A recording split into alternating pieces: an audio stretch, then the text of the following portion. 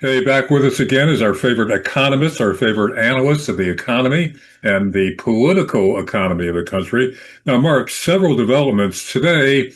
Jerome Powell, the Fed chairman, did not drop interest rates despite all the pressure by Trump. He stood firm, no change in interest rates. Now, what effect is that going to have on the markets, and how did the market close today after that announcement?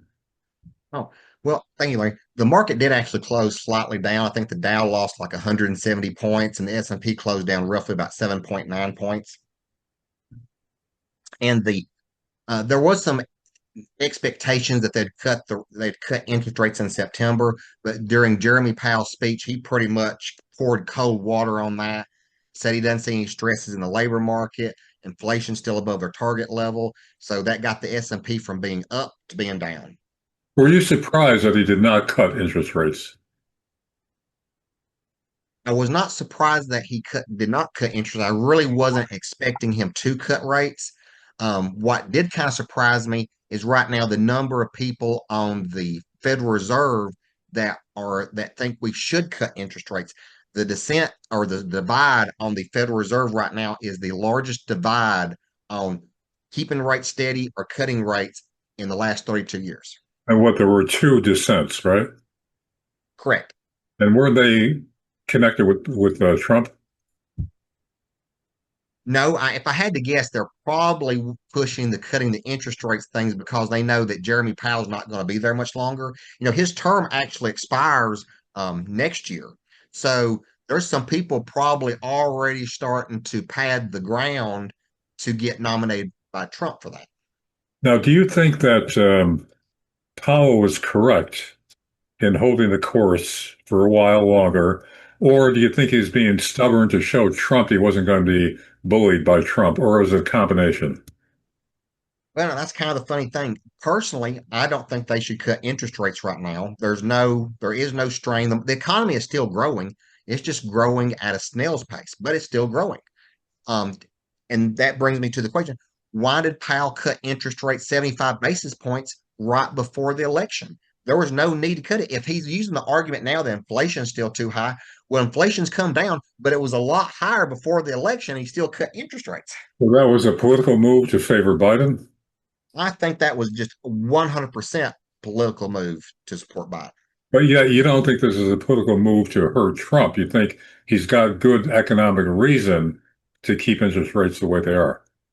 Well, yeah, but he also had good economic reason not to cut interest rates back in September of last year either. Yeah. So, in other words, he stacked the deck for Biden, but not for Trump. Correct. That's what I think. All right. Now, also, there was good economic news about 3% growth, right? 3%. And now 3% is a good number. It's just not that strong. And like I said, if the economy is growing, there's no tension in the labor market. Jobs are still being created. I expect even more jobs to be created as more companies come to the United States to avoid, getting hit with tariffs and stuff. So I think the job market's sitting on pretty strong ground right now. So again, I would agree there was no need to actually cut rates. Okay. Now, Trump is saying that with the 3% growth, this reinforces his touting that the golden age of America has begun. Do you see it that way? I don't see us having a golden age simply because how do you have a golden age starting when you're sitting on over 30 something trillion dollars worth of debt and the interest payments on that debt alone are like something like what 1.2 trillion dollars just in interest payments. But he And you the tariffs are bringing in a lot of money. The deficit is being cut, and when interest rates go down, there'll be even more of a cut. Well, that's also another thing. If you have all this money coming into the government to basically, pay down debt and to spend on more projects, well, money's going into the economy through the government through fiscal spending. Why should the Fed cut interest rates and stimulate the economy through monetary? Hmm. So, all right. So, where do you think it's going for the rest of the year? Well, I think the stock market will be higher. Normally you get into like a little bump here in, September and October is a little bumpy for the markets historically. But, this evening or this afternoon, Microsoft and Meta reported earnings, and those were blowout earnings reports. So I expect the market to have a fairly large update tomorrow. Okay, we'll see. Now, second topic, Scott Bessert, the Secretary of the Treasury, said today, surprisingly, at least I was surprised by it, that Trump's child savings account plan is actually a backdoor to privatizing Social Security. Do you agree? I agree with that. I can see that as being a baseline jumping board to privatize Social Security. Explain to the audience how that works, Trump's plan to child Well, savings. the child savings plan is basically children are going to have money set aside for them, which will be put in like in some kind of like an investment account. And that's one thing that the privatizing Social Security has been about for years is don't let the government invest that money, put it in like some kind of like 401k plan structure and actually let people decide where they want to invest it. Now, I will say if that does happen, I think the stock market, you could see the stock market take off like a rocket. You're going to have trillions of dollars flowing into investment portfolios that find their way into the stock market over the next, 5, 10, 15 years. And that reinforces your contention, your conclusion that privatizing Social Security is not a negative thing. In fact, you say, considering the shakiness of Social Security, it's the way to go. Correct. I think privatizing is a great way to go with it because Social Security is already the handwriting's kind of on the wall. It's going to come to a very, very bad end at some point, and people somewhere down the road are just not going to have Social Security. That's kind of like, I don't see any way around it at this point. If you privatize it, at least you have a chance to keep Social Security going. Problem now you run into is what if people put their money into these private investment portfolio stocks and things like that, and we have like another 2008 scenario or a dot-com bubble. What happens when their retirement account is take a 50 or 60% hit to it? So therefore, it's not the solution for a shaky Social Security system. Correct. The only way to, I mean, outside of that, the only other way I can see you saving Social Security is you need to really bite down hard on it. And these people that get Social Security benefits that didn't contribute to it, you need to cut those people off. You need to stop giving out Social Security benefits to just anybody. And you need to basically just stop taking money out of people's check for a certain age or whatever, pick where you want to stop it. If you're 30 years old, stop having them paying the Social Security because it's just money being flushed down the toilet. But making some heavy cuts to Social Security and even maybe extending the period to say you can't tap into Social Security until you're like, let's say 77 or something. But the current system is just not going to make it. The only way it'll make it in the current form right now is to take on exponentially larger and larger portions of US debt. So it's you're saying there's really no realistic fix except privatization. Am I interpreting Well, you? no, you can. Oh no, you can fix it. I mean, if you wanted to go in there, but whoever takes this plan on is not going to be in office very long. You're going to have to go in there and say, hey, if you're collecting Social Security today, we need to cut your Social Security benefits by 50%. New people getting on Social Security will not be entitled to get on Social Security until, let's say, the age of 75 or 77. Those kind of things you could do. And I think that would go a long ways in saving it. But how would you like to know right now, Larry, that your Social Security check is going to get cut by 50%? So you're saying it'll actually come to that, and they'd have to take drastic measures that you mentioned just now to keep it going. Correct. It has to be dramatic. And kind of the reason why, if my memory serves me correct, when Social Security was first formed, there was 7 people contributing to Social Security for every one person pulling out. Today, there's 5 people pulling out of Social Security for every one person putting in. And that number is actually getting larger and larger every year as the baby boomers start accessing their Social Security benefits. Well, yeah, Mark, well, what you've just been putting out there would be a panic situation for people if this starts sinking in to the general public. I mean, people over the years, they've always been talked about Social Security being insecure, but they always make fixes and adjustments. But you're saying it's reached a point now or unless there's drastic adjustments made, which nobody's going to like because there's big cuts in income and all in what they'll be getting. Unless they do these drastic adjustments, it's not going to survive. Correct. The only way it's going in this the current format's in right now, the only way it's going to stand a chance of surviving is to take on exponential amounts of more and more debt. We're issuing debt now to actually make Social Security payments. So If that that continues, so if that's that continues, I'll go ahead. good. Good. If you keep on taking that, there's a certain limit to where the United States government is not going to be able to borrow money, whatever that number is at. If it's 40 trillion or 50 trillion, even for the United States, there's a certain limit to where people just are going to stop lending money to them. And when that moment comes and you stop lending money to the United States government, that will be the day that Social Security is done. All right. Back to the other alternative, privatization. You're saying that could be the fix. However, in case of a crash, what happens? In the case of a crash, those people could lose, 50, 70, 80% of their money. Maybe they could put some kind of backstop in it that if the portfolios drop 50% or whatever, and you're drawing from it, the government steps in to try to make part of that money back. But that's the risk you take with stocks. And just like, people always think stocks go up. And to a degree, they are correct. But there have been long periods in US history where stocks haven't made any money. 1930, the 1930s, stocks didn't make money.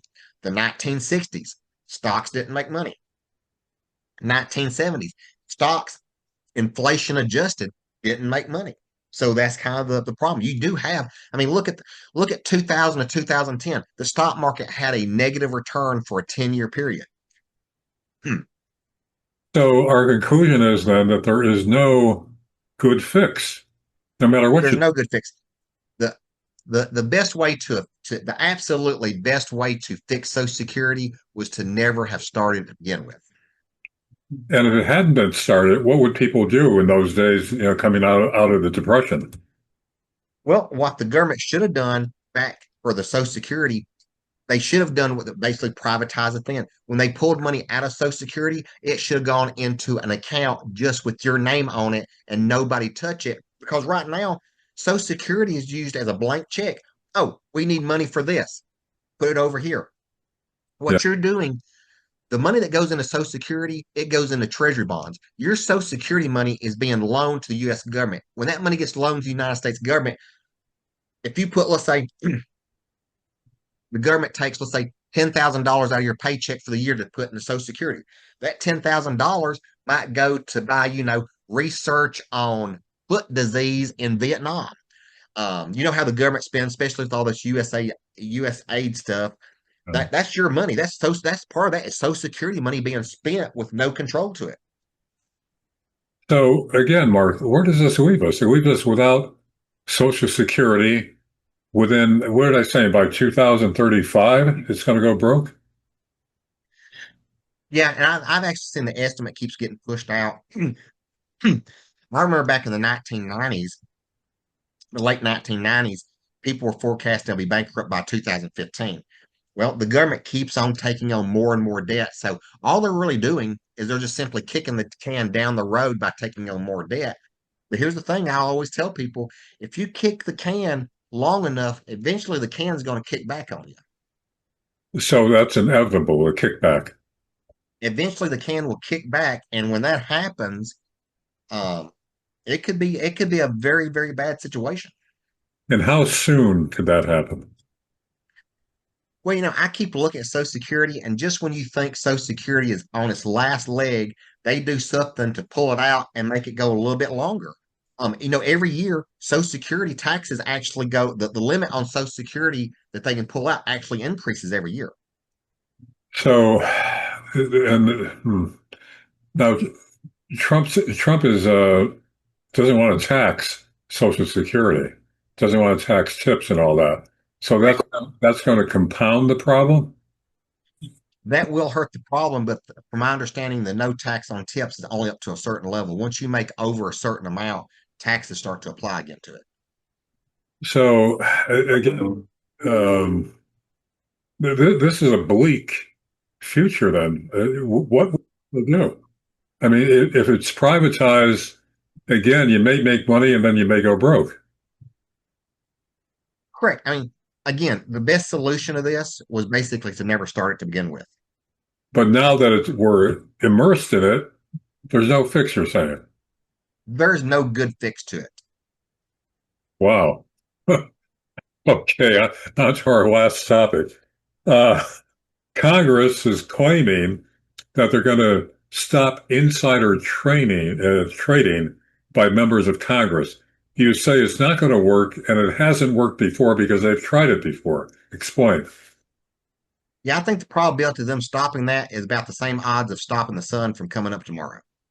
And this is Um, they're terming it the Pelosi bill because she and her husband made more money than Warren Buffett by oh, insider trading, right? Nancy, oh, you've heard Warren Buffett's a great investor. You've heard Julian Robertson's a great investor. Oh, compared to Nancy Pelosi, they are like the worst stock pickers in the world. I mean, she is like the stock picker. I mean, she never loses money. Yeah, well, she made a statement today on TV that, well, she has nothing to do with it. That's her husband's bag. So, but you're saying there's even calls now for her to be prosecuted. You're saying that's all baloney, right?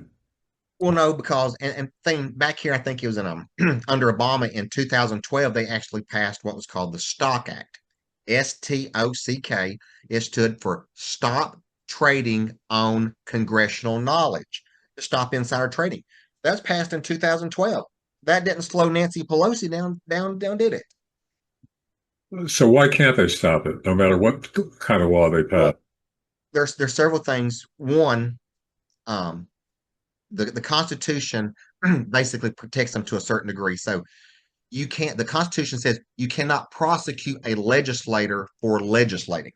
So if they're in a meeting and they're doing legislation on, let's say, green energy or something like that, and they find out that this company, Exxon or whoever's going to buy this green energy company, well, they sit there and go, well, I'm legislating. I just happen to know that this bill was going to get passed and I was in the process of it and I bought that stock. So technically, how do you decide what's legislating and what's actually pure insider trading? It's easy to decide, isn't it? I mean, they're legislating, which is fine. That's what they're supposed to do. That's what they're empowered to do. But it doesn't mean they could take that inside information and trade on. Why can't there be a ban on that? I mean, that doesn't interfere with their constitutional duties. Well, there is.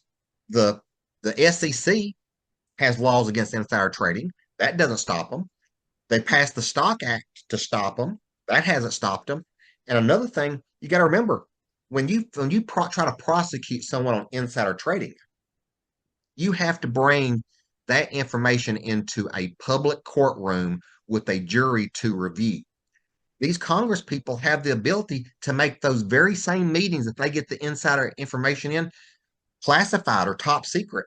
That means that information cannot be made public in a courtroom. So how do you prosecute them if all the evidence is protected by the National Securities Act? So another thing that there's no solution to, they're going to continue with insider trading and continue doing better than Warren Buffett. Oh, and when I say Warren Buffett's the worst stock picker in the world compared to Nancy Pelosi. I mean, she should have never got involved in politics. She would be a trillionaire based on the way on her returns. I mean, If she didn't have the insider trading, she wouldn't be. So she had to well, get, yeah, but then again, her husband does it. She has nothing to do with it. that's right. And so it goes. The more things try to be changed, the more they stay the same. So, Mark Collinsworth, again, I'm very depressed after this interview with you. We'll see. Well, thank you, Larry. And like I always say, it's always the absolute darkest before it all goes to hell in a handbasket hard. We'll go back to trading furs and with clams Yeah, eventually. Mark, thanks a lot. See you later. you're welcome.